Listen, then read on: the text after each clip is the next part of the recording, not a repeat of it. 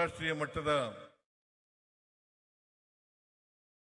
Cricket Chinnaswamy ಕ್ರೀಡಾಂಗಣ ಇದೆಯಲ್ಲ, ಅಲ್ಲಿ ಒಂದು ವರ್ಷ ಆಯ್ತು. ಅಲ್ಲಿ ಒಂದು ದೊಡ್ಡ ದುರಂತ ಆಯಿತು. ಆ ದುರಂತದ ನಂತರ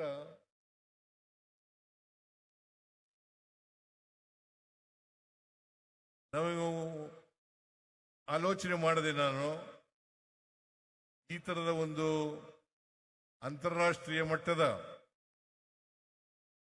ಕ್ರಿಕೆಟ್ ಸ್ಟೇಡಿಯಂ ಅನ್ನು ನಿರ್ಮಾಣ ಮಾಡತಕ್ಕಂಥದ್ದು ಅತ್ಯಂತ ಅಗತ್ಯ ಇದೆ ಅಂತಕ್ಕಂಥದ್ದನ್ನು ಮನಗಂಡು ಇವತ್ತು ಸುಮಾರು 80,000 ಆಸನಗಳುಳ್ಳ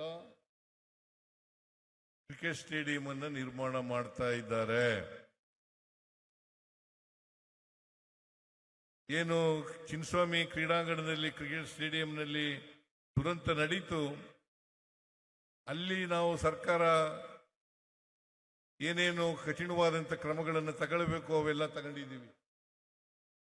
ಡಾಕ್ಟರ್ ಪರಮೇಶ್ವರ್ ಅವರ ಅಧ್ಯಕ್ಷತೆಯಲ್ಲಿ ಸಮಿತಿಯನ್ನು ಮಾಡಿ ಅವರು ಏನೇನು ಕ್ರಮಗಳನ್ನು ತಗೋಬೇಕು ಆ ಕ್ರಮಗಳನ್ನೆಲ್ಲ ತಗೊಂಡಿದ್ದೀವಿ.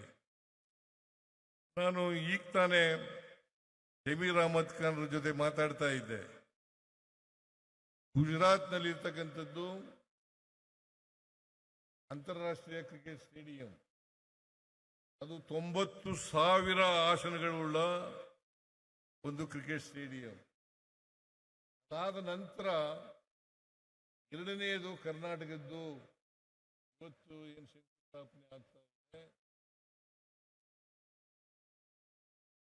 ಆನೇಕಲ್ ತಾಲೂಕಿನ ಜಿಗಣಿ ಹೋಬಳಿಯ 4ನೇ ಹಂತದ ಬಡಾವಣೆಯಲ್ಲಿ ಈ ಕ್ರೀಡಾಂಗಣ ನಿರ್ಮಾಣ ಆಗ್ತಾ ಇದೆ.